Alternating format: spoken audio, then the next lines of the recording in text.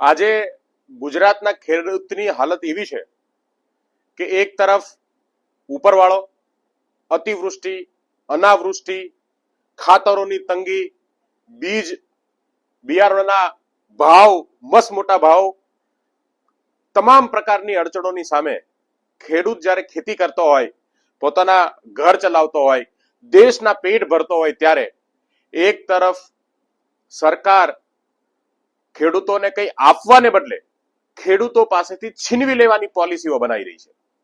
ગુજરાતમાં ખાનગી કંપનીઓ ચારો કોર ખેડૂતોના ખેતરોને કોઈ પણ પ્રકારે તડપવા માટેની, છીનવી લેવા માટેની યોજનાઓ લઈને આવતી હોય છે.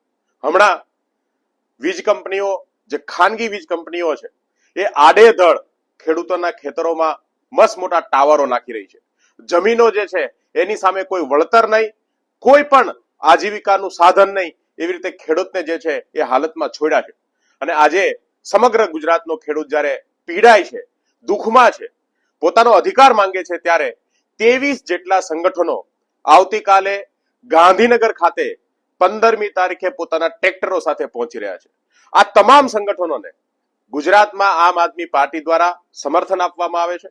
આમ આદમી પાર્ટીના તમામ નેતાઓ, કાર્યકર્તાઓ મોટી સંખ્યામાં આ ટ્રેક્ટર રેલીની અંદર ભાગ લેશે અને સંપૂર્ણ ટેકો, જ્યાં સુધી આ સમસ્યાનું સમાધાન ન થાય, જ્યાં સુધી સરકાર ખેડૂતોને પોતાના અધિકારો ન આપે, ત્યાં સુધી આમ આદમી પાર્ટી ખેડૂતોની સાથે છે, ખેડૂતોની તમામ લડાઈમાં છે. અને આવતીકાલે પણ આમ આદમી પાર્ટીનું આ તમામ જે સંસ્થાઓ છે, જે આ રેલી લઈને, આ યાત્રા લઈને ગાંધીનગર પહોંચી રહી છે, એમાં આમ આદમી પાર્ટી પણ સામેલ થશે, આમ આદમી પાર્ટીના નેતાઓ પણ સામેલ થશે અને મજબૂતીથી આ લડાઈ લડીશું.